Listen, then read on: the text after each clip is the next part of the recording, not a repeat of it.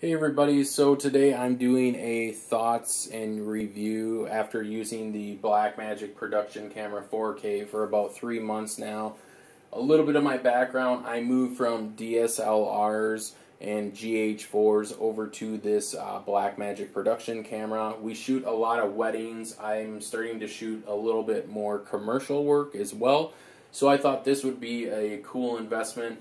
The one thing I like most is I like post-production, and I like playing around with the color science of cameras and LUTs, as you will, color lookup tables. If you guys need to know more about that, definitely start researching it. It's very good information to have. You can really bring a okay quality video to cinematic or really great looking video just by messing with the actual color science.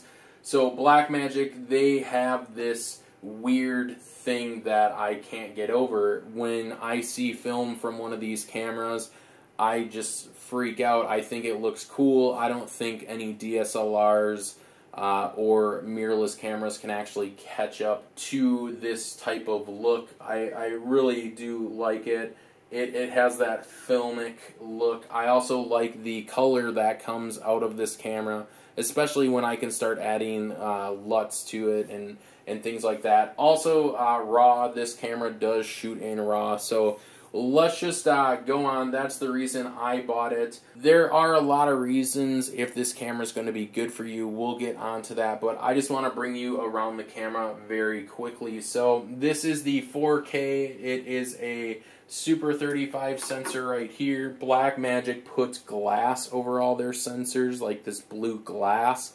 I don't know why they do it, but it does look really, really nice. 12 stops of dynamic range is what they claim. I can see that in the RAW. I don't know if that's true in the ProRes. Very, very good quality color coming out of this camera. The camera right now, as you can see, I put a cage on it with a rail system. I didn't want to take it out for this video. In the front of the camera, there's a record button. This EF mount that I have right here, it is all metal right here. The rubber on the front is very solid, and the build quality around the camera is some type of like metal aluminum. It looks really nice. It is kind of a heavy camera. Cages will add a little more weight, but you're going to want to get a cage for this camera. Mounts come in PL and EF. Obviously, I have a vintage lens on here that you can see. This is a Canon FD lens from like the 60s or 70s, and what I basically did is I bought a mount adapter. So you can go out nowadays, since it's 2016, you can pretty much put any lens on any type of camera. You just have to find a lens mount adapter for that. Obviously, crops change with that. I'm not going to go too far into it. Going around the side here, this is the left side of the camera. We have all these ports that we can do. There's a nice rubber here. The rubber here on the side, it feels a little cheaper, but it definitely is not a finger magnet like it is on the back and the front side of the camera. So going through this, we have a remote port right here where you can control the camera through a remote. A headphone jack, this is your standard headphone jack size. Audio in jacks here, we got 2 lines of audio going in. Now these lines of audio are a little bit bigger than the standard headphone jack. So what you're going to want to do is you're going to want to get one of these adapters here. Sometimes when you buy headphones, they'll throw this in there. One thing I do want to say about the audio is if you do plug in like a shotgun mic, which I do, I plug a Rode mic in at the top line in the actual camera menu system, you can select that you want both channels to go through line 1 or 2, or if you want to separate them. SD out. So your SD out will be used for pretty much anything in a studio. You bring all the footage off the camera, you know, to a board, or if you're going to be in the field using a field monitor, this is what you're going to bring all your video footage out of. So this is your SD out. Below that,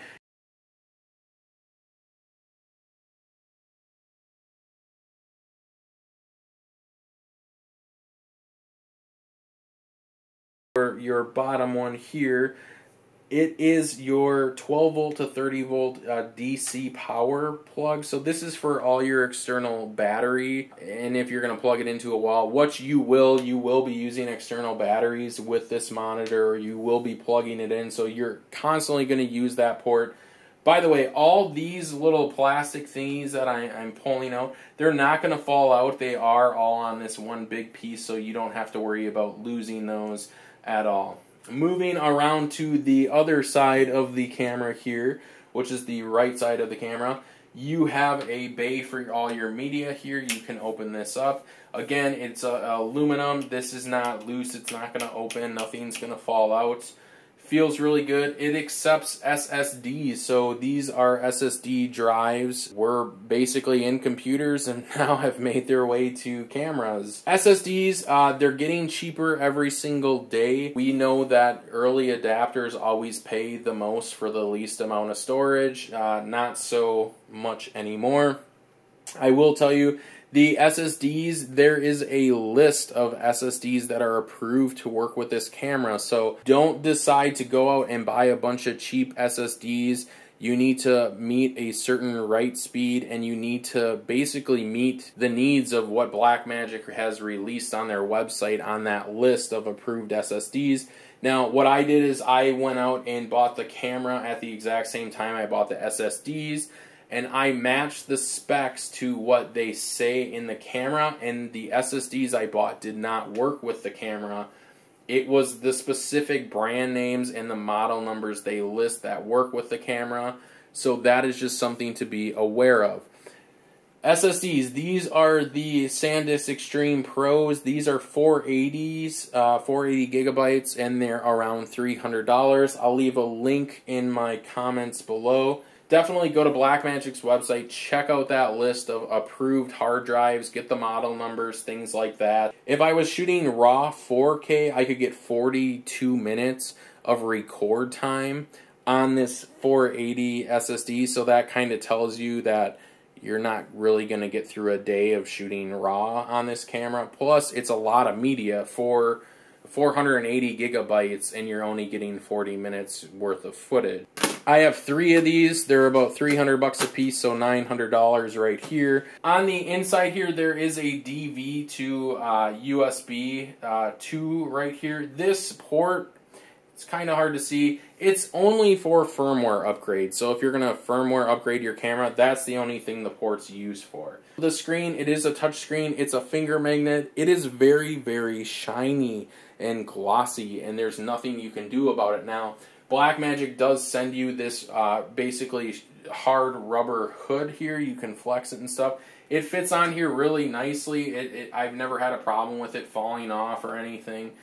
So there it is. It's on. It's solid. It's not going to fall off. So if you're going to go outdoors with this camera, or you're in a really lit environment like I am with my lights and things like that, you're not going to be able to see what's on your screen. Even if you turn the screen brightness up to 100, the glare is just overwhelming. I constantly, when I shoot outside, I will put like a towel over my head. I'll look really silly, but that's the only way I can get the glare to basically go away. Now, the other option, which is a little more expensive option than putting a towel over your head, is you can go and get a field monitor that is a non-glossy field monitor and hanging off to the side. The SD out that's on the side of the camera, that's how you will plug in your field monitor. You have an iris button on the left side here. When you push the iris button, I don't know what it's supposed to do, but for all my lenses, it just makes my aperture go to f8. Record button, back button, stop, play, forward, menu, and power button. You also have a focus button here on the right side of the camera. The focus button is used for autofocus lenses. Yes, it does work. It's extremely slow. Like, the autofocus system inside the camera is just ridiculously slow. So I would suggest that you just use manual focus on your lenses. Anyone who's using this camera who has cinema lenses, all cinema lenses are manual focus, so you're going to be using those anyways. The only thing I ever use the focus button for is focus peaking. If you double click it, it turns on and off focus peaking. So focus peaking, if you don't know what that is You should by now, but focus peaking will basically look at areas with the contrast, and it will tell you where focus is actually at. So you'll see these little blue lines light up on areas that are actually in focus. So it does help you. Now on the screen, if you double tap the screen once you're in like record mode or you're in standby mode, it will do a digital zoom. But unlike Canon cameras and other type of cameras like GH4, it doesn't allow you to pick where you want to zoom. It just zooms in directly in the center. So if your subject is off to the side and you double click, your subject is not going to be in the digital zoom frame, so you still won't know if they're actually in focus. It's kind of weird. It's a little bit upsetting. I think they could do it in a firmware upgrade where they could let you select a portion of the sensor to see.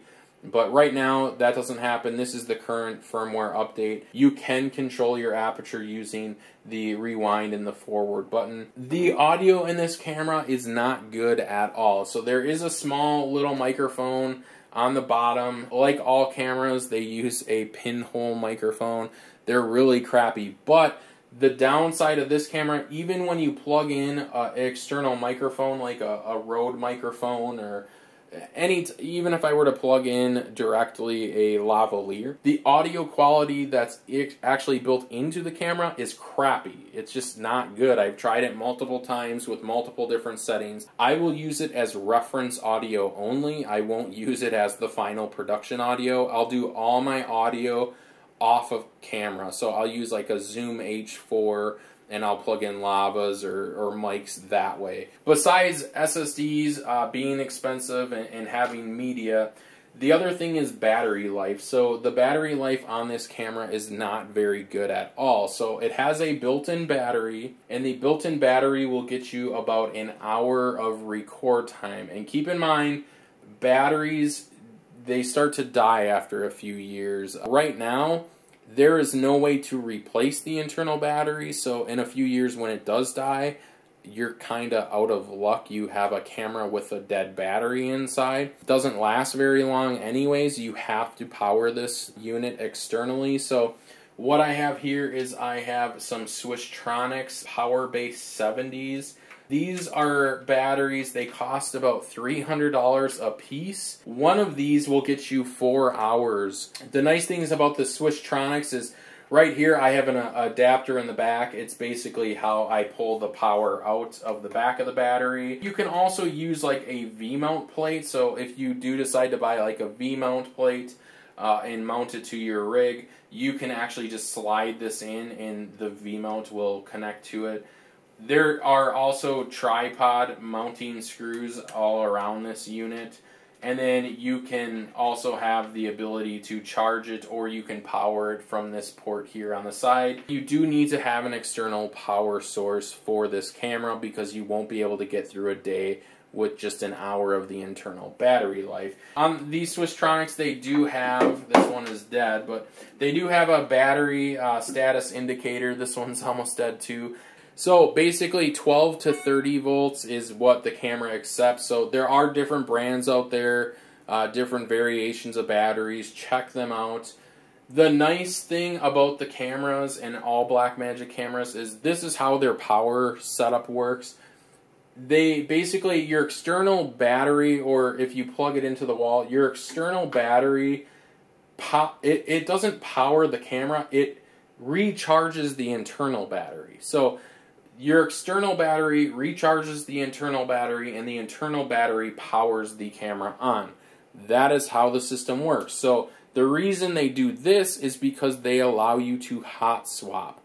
What hot swapping is essentially you can exchange external batteries while the camera is running without missing a beat. So what I can essentially do is I can turn this camera on, press record, this battery is about to die, it dies. The camera's not going to shut off, it's not going to stop the recording, anything like that. All I have to do is I just basically just swap the battery out from this one, you know, to a different battery, and the camera is now using the internal power to keep the camera going and on. So you would never notice if your battery actually died. And then there's also a battery indicator on the back of the camera, and it will say 100% full when you plug in an external battery. And as soon as that external battery dies, it will then show you the battery level of the internal battery. So it will give you some type of warning if you do pay attention to that the battery is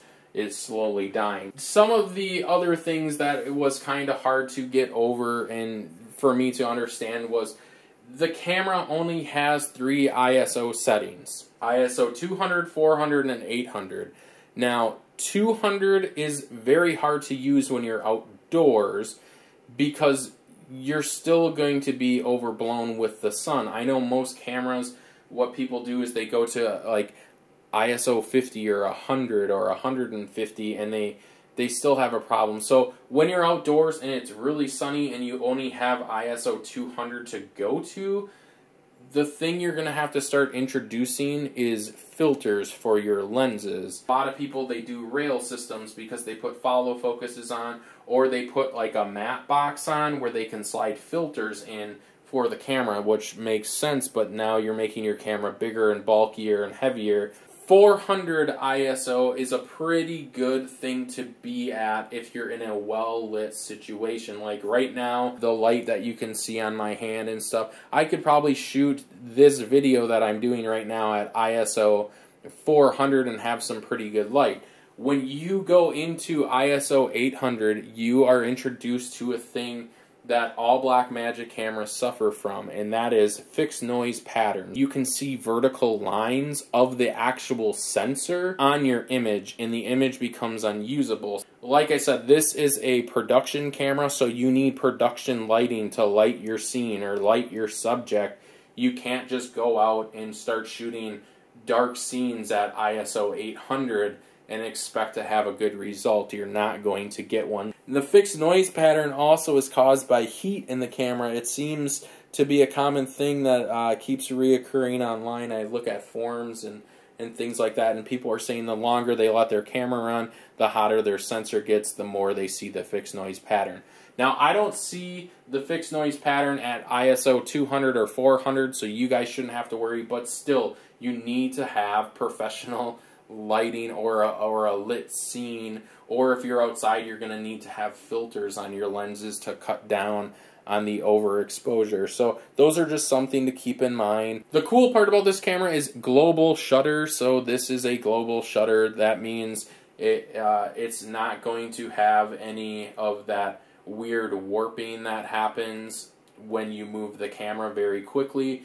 There's a lot of little things that are frustrating about the camera. I would not suggest, if you're shooting like a Canon camera video or like a GH4 or a Sony, to just jump on and go out and buy this camera. There's a lot of hidden costs. Like I said, the camera alone is around $3,000 plus $900 just for the media.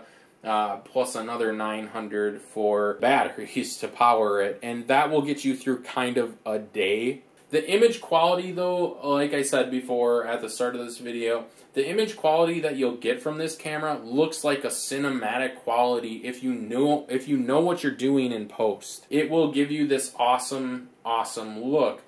But now this camera's been out for a few years.